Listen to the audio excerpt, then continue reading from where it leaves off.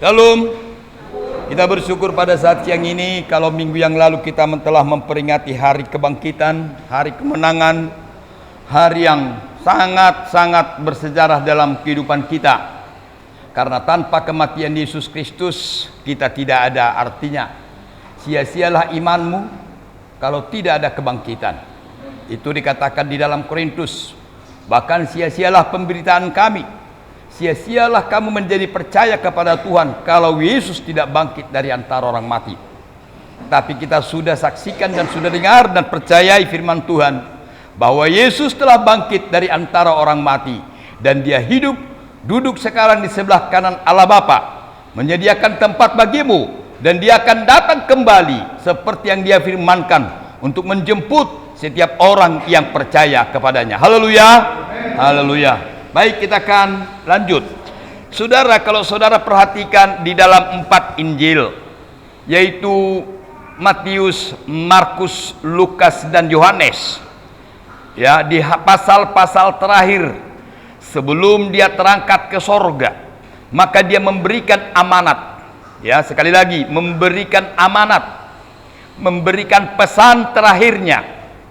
Ya, di sanalah kita tahu dia selalu dan kembali menegaskan, aku akan datang kembali. Demikianlah pada saat ini amanat agung atau pesan terakhir, wasiat dari Tuhan Yesus kepada orang percaya. Kita akan lihat ayatnya di dalam Matius pasal 28 ayat 18 hingga ayat yang ke-20. Saya ulangi, Matius pasal 28 ayat 18 hingga ayat yang ke-20. Mari kita akan lihat dan baca bersama-sama di dalam Matius pasal 28 18 sampai 20. 32. Ya. Yesus mendekati mereka dan berkata, kepadaku telah diberikan segala kuasa di sorga dan di bumi. Karena itu pergilah, jadikanlah semua bangsa muridku, baptislah mereka dalam nama Bapa dan Anak dan Roh Kudus, dan ajarlah mereka melakukan segala sesuatu yang telah kuperintahkan kepadamu. Dan ketahuilah, aku menyertai kamu senantiasa sampai kepada akhir zaman.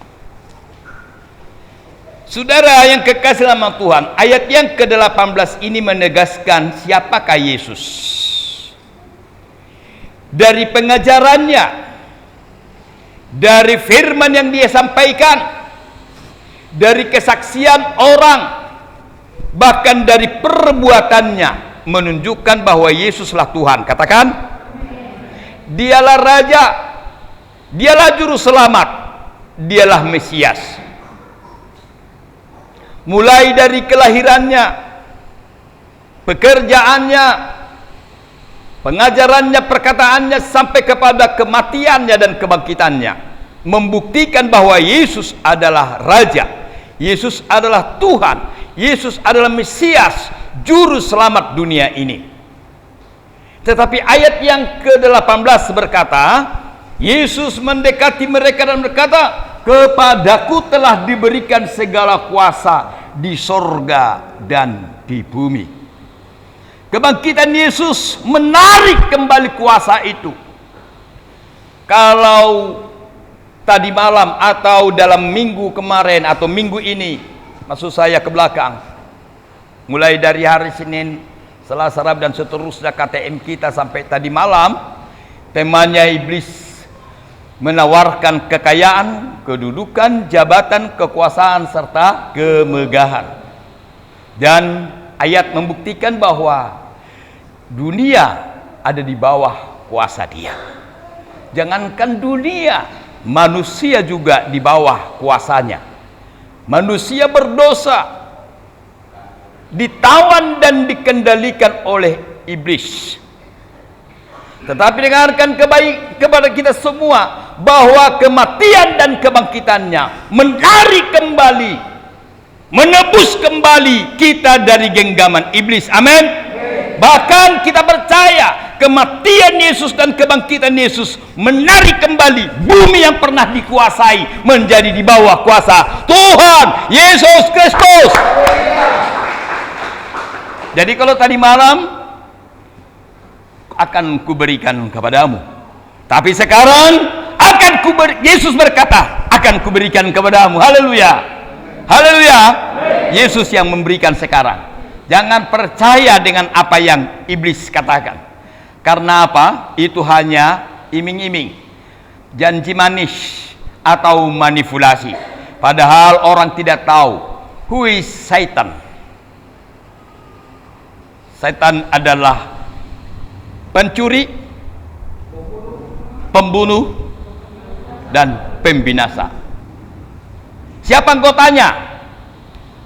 Iblislah menjadi bapamu. Kalau kamu melakukan bohong, suka bohong, sering berbohong, hidupmu dalam kebohongan, tidak ada kebenaran dalam hidupmu, maka bapamu adalah iblis. Karena iblis adalah pembohong dari mulanya. Tidak ada kebenaran dalam dirinya. Oleh sebab itu, kita telah ditebus dari ketidakbenaran kepada kebenaran. Yesus telah mati. Darahnya telah tercurah untuk menebus kita. Maka kita menjadi milik Yesus. Sekarang, yang mendapat kuasa itu, yang menerima kuasa baik di sorga maupun di bumi, sekali lagi, di sorga dan di bumi, itulah yang memiliki kamu sekarang.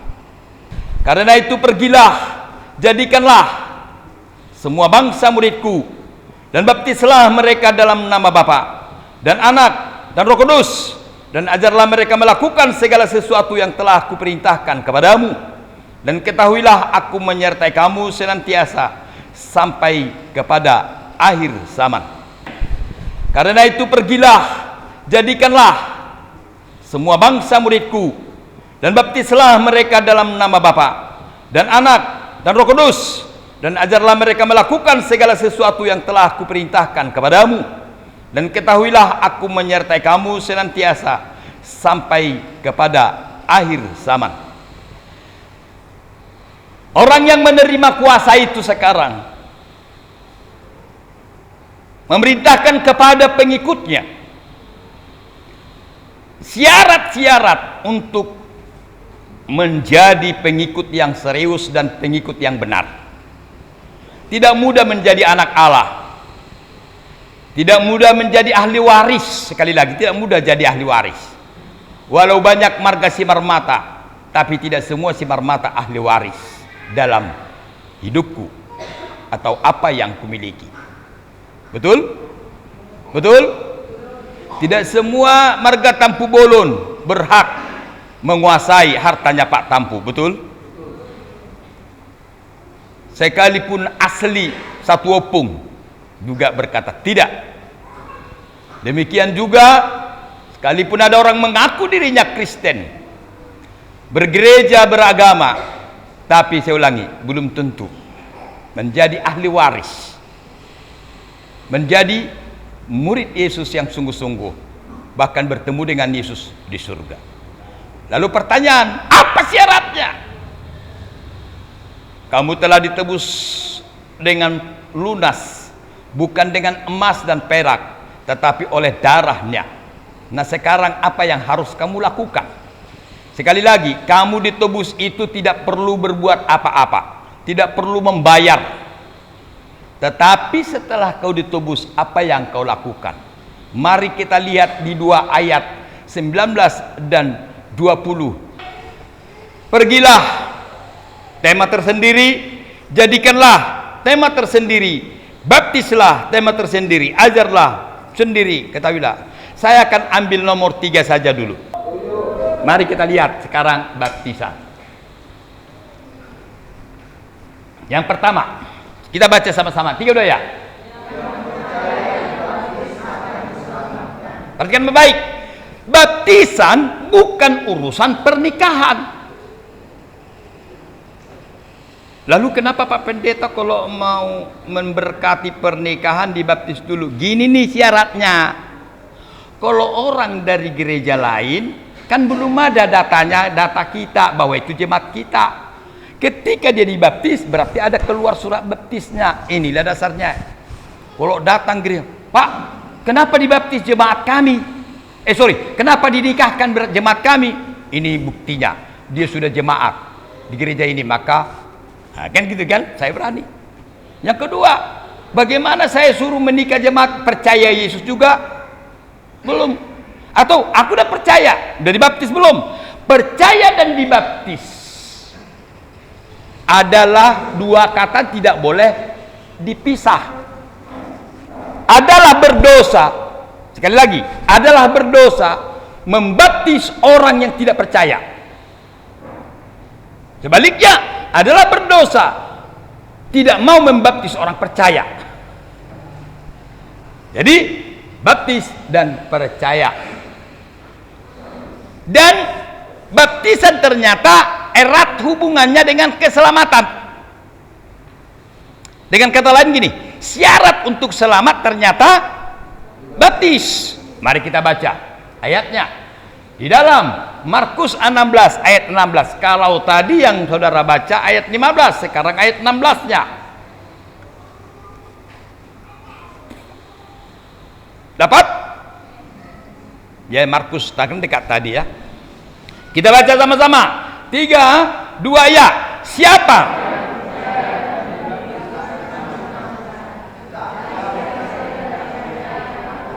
Iya. Baptis dan percaya selamat. Akan selamat. Jadi apa susahnya? Kita kan ke gereja cari selamat. Amin. Kita beribadah, kita berikan waktu kita untuk Tuhan, kita bayar ongkos kita beri persembahan kita, tujuannya satu, supaya selamat. Kalau ada orang sana bilang saya daftar masuk gereja saya supaya nanti kalau saya mati ada sakrameni, salah. Ngeri kayak gitu. Tapi saudara bilang, saya datang kepada Tuhan Yesus, saya bergereja di situ, saya bayar persembahan saya, dan saya tiap minggu saya datang, tujuan saya hanya satu, supaya saya selamat. Itu yang benar. Jadi itu juga menjadi sebuah syarat, nggak bisa ditawar. Nanti soal kenapa baptisnya, nanti akan saya bahas. Tapi baptis dulu, kata baptis. Kita akan lihat ya. Sekarang nomor berapa? 2. Bercepat, 4-nya ini, 4. Mari kita baca sama-sama. 3, 2, ya. Yang kedua, dorongan hati untuk dibaptis. Dengan kata lain, dibaptis itu bukan karena perintah gereja, bukan karena disuruh orang tuanya. Dorongan hati, kita lihat ya. Kita lihat ayatnya di dalam Matius pasal 3. Kita khotbah pasal 4, ini pasal 3-nya. Matius pasal 4 ayat 13 hingga ayat 15. Sudah dapat? Mari kita baca sama-sama 13 sampai 15. 3, 2, ya. Maka datanglah Yesus dari Galilea ke Yordan kepada Yohanes untuk dibaptis olehnya. Tetapi Yohanes mencegah dia, katanya, akulah yang perlu dibaptis olehmu, dan engkau yang datang kepadaku. Lalu Yesus menjawab, katanya, biarlah hal itu terjadi, karena demikianlah sepatutnya kita menggenapkan seluruh kehendak Allah. Dan Yohanes pun menuruti. Saudara, kita lihat siapa yang datang kepada siapa.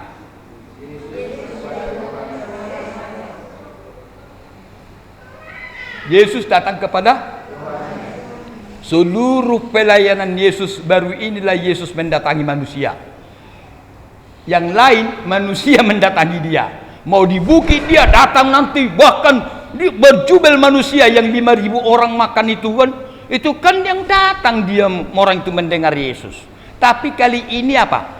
Yesus datangi Yohanes, manusia Pertanyaan, ngapain dia didatangi? Aku yang harus datang kepadamu, kok kamu yang datang kepadaku? Ini masalah baptisan, bukan karena siapa kau, mau presiden sekalipun, mau bupati sekalipun, bukan aku yang datang baptis dia, tapi dia yang datang minta baptis kepada saya. Amin. Kesadaran, dorongan hatinya sendiri minta dibaptis karena merasa perlu dibaptis. Supaya apa tadi yang pertama? Supaya apa? Selamat. Tapi Yesus katakan apa jawabnya? Ayat 15.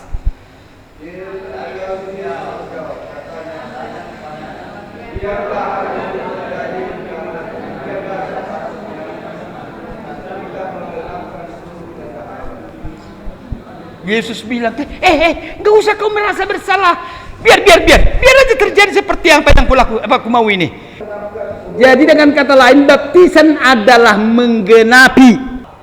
Tapi hari ini saya berharap ada orang karena dorongan hatinya minta dibaptis. Mau kapan? Di mana? Jangan takut. Nanti penatua yang ngurusi.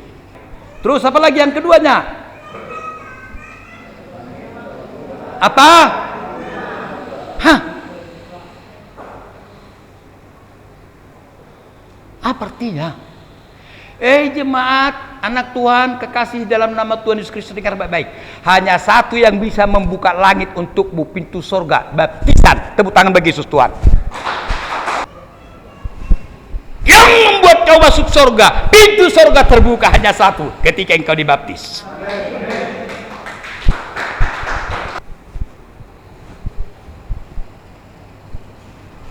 Yang kedua, apa yang terjadi lagi? Yang ketiga maksud saya.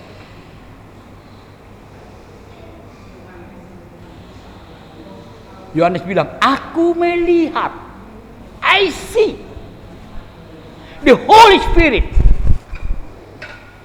Hola di mana lo hiama merek to di Purbadia. Tak ada yang bisa melihat to di Purbadia. Roh Kudus. Tapi ya nggak apa-apa lah. Karena apa? Karena Roh Kudus mengambil rupa seperti burung merpati, makanya bisa kelihatan.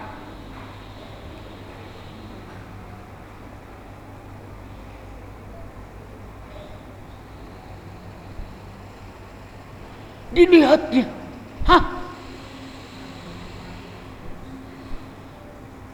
yang berdiri di pinggir yang tidak dibaptis, nggak ada turun Roh Kudus sama mereka. Saya berharap begitu kau dibaptis, Roh Kudus langsung tinggal di hatimu. Dia lihat burung merpati hinggap turun ke atas. Setelah dibaptis, saya membaptis 10 orang kemarin di Teluk Panji. Semua pada mengalami kegagalan. Iya bang, suatu masuk menut ekon. Angkat cepat. Kalau bisa aku angkat langsung ke atas.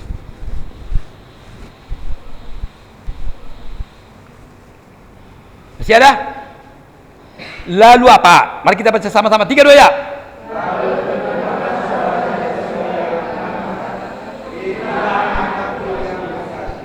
Suara dari atas. Kau yakin semenjak engkau dibaptis, kau diangkat Tuhan menjadi anaknya. Amen. Bukan saja anak biasa-biasa.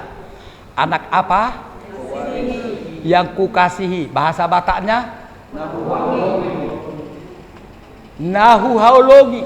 Bapakmu dah kolong tuho ala di badalmu. Alai Tuhan kolong rohana tuho. Tepuk tangan Yesus. Saudaramu enggak sayang sama kau, tapi semenjak engkau terima Yesus dan dibaptis, Tuhan sayang kepadamu. Mana engkau lebih penting, disayang Tuhan atau disayang manusia? Kalaupun dunia tidak menyayangimu, kalaupun saudaramu tidak menyayangimu, tapi kau percaya disayangi oleh Tuhan. Bapamu di dunia tidak menerima engkau, tapi Bapamu di surga menerima engkau. Dan ada kalimat yang terakhir, perhatikan baik-baik. Kalimat yang terakhirnya di dalam ayat yang ke-17. Sama-sama kita baca. 3, 2 ya. Kepadanya lah. Artinya apa? Songono mama padokna.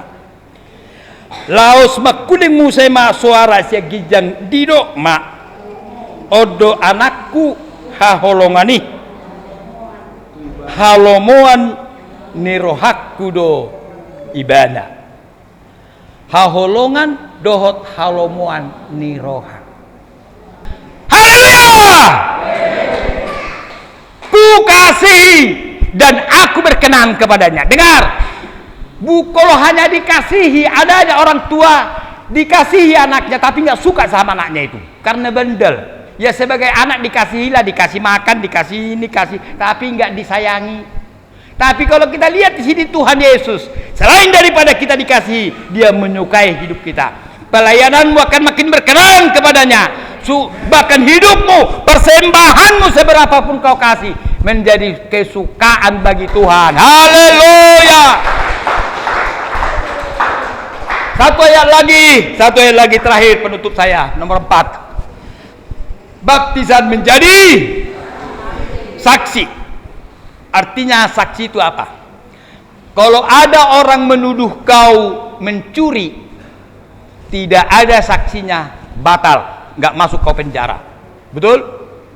Ngertinya maksud saya saksi? Saya saksinya. Gitu kira-kira. Kita lihat ayatnya. Dalam 1 Yohanes pasal 5 ayat 7 sampai dengan ayat yang ke-8, 2 ayat. 1 Yohanes itu dekat Wahyu parujung.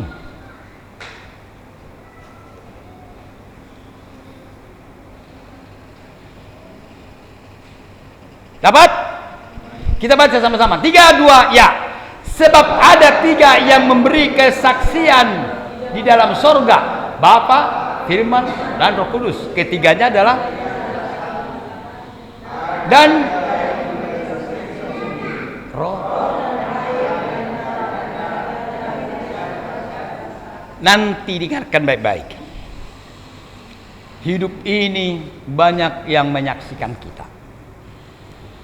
Ketika kau masuk surga nanti, dibukalah buku kehidupan. Maka kesaksiannya yang jadi saksi.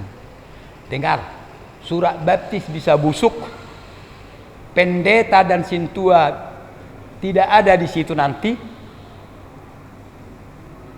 Orang tuamu juga nggak ada. Yang ada di situ hanya saksi. Saksi nanti sudah menunggu di surga di sana. Sudah nunggu dia. Ada 3. Apa yang 3 itu? Roh. Roh Tuhan, roh Allah yang diberikan kepadamu.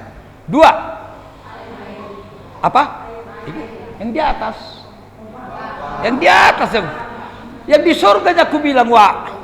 Ulangi. Yang di atas, yang di surga ada saksinya siapa? Bapa langsung. Memang naburu judon anak kon. Ya itu kira-kira kan. Baru apa lagi? Firman yang menjelma menjadi manusia yaitu Yesus. Apalagi? Roh Kudus itu menjadi saksi. 3-tiganya yang disebut Tritunggal adalah satu. Bapa, Firman atau Yesus atau anak, dan Roh Kudus. 3 adalah satu. Itu menjadi saksi. Kalau kau percaya pada Yesus tapi tidak percaya pada Roh Kudus, itu tidak lengkap kesaksiannya. Banyak orang Kristen tidak percaya Roh Kudus. Berbahasa roh, penuh Roh Kudus, tidak percaya lagi mereka. Bagaimana dia bisa masuk surga? Ingat, di surga ada 3 saksi. Apa tadi yang pertama? Sekarang mulai dari bumi sampai ke surga kau dibawa.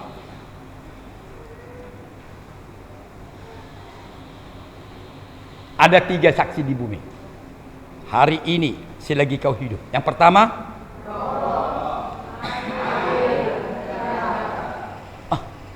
roh. Sama. Jadi ketika kau percaya dengan Yesus, diberikan rohnya. Itu di dalam Efesus pasal 1 ayat 13. Boleh ditambah, catat aja, baca di rumah. Efesus pasal 1 ayat 13. Atau mau yakin kali supaya lebih mantap keyakinanmu, baca ayatnya. Yang duluan dapat. Mana si Clara? Biasanya itu duluan dapat. Silakan baca Clara, kuat suaramu. Efesus 1 ayat 13. Kuat. Di dalam Dia kamu juga, karena kamu adalah mendengar firman. Dengar firman. Yaitu Injil keselamatanmu. yaitu Injil. Di dalam Dia kamu juga ketika kamu percaya. Setelah kau dengar, kau percaya. Dimeteraikan dengan Roh Kudus. Dimeteraikan dengan Roh Kudus Dia menjanjikan yang diberikannya itu. Jadi percaya, dengar, baru apa? Percaya dan dimeteraikan. Itu yang pertama. Itu roh. Jadi ketika engkau percaya, maka ada Roh Kudus dalam hidup. Meterai aja ya. Terus apa lagi? Air. Merah apa ini? Hah? Ini bukan air percik, ini air baptisan. Amin. Terus apa lagi? Darah, yaitu darah Yesus yang menebus dosamu. Jadi kalau kau tidak percaya kematian Yesus, kau tidak bisa masuk surga. Kalau kau tidak menerima baptisan, tidak firman Tuhan katakan tidak bisa masuk surga. Kau juga tidak percaya tentang Roh Kudus. Itu syarat, saksi. Bukankah sebuah perkara untuk diputuskan harus ada saksi? Mau masuk surga atau tidak kamu? Bukan surat pendeta, bukan pintarnya kau baca Alkitab, bukan banyaknya persembahanmu, juga bukan banyaknya kehadiranmu di gereja, tapi yang dilihat adalah apa kata saksi. Tapi kita semua, apakah saksi itu sudah kita percayai? Amin. Mari. Tadi nomor 1, ternyata baptisan adalah syarat untuk selamat. 2, didorong, digerakkan oleh hatinya sendiri. 3, apa? Harus mengerti rahasia baptisan. Jadi bukan ikut-ikutan, bukan kata orang, tapi ngerti baptisannya dan rahasianya.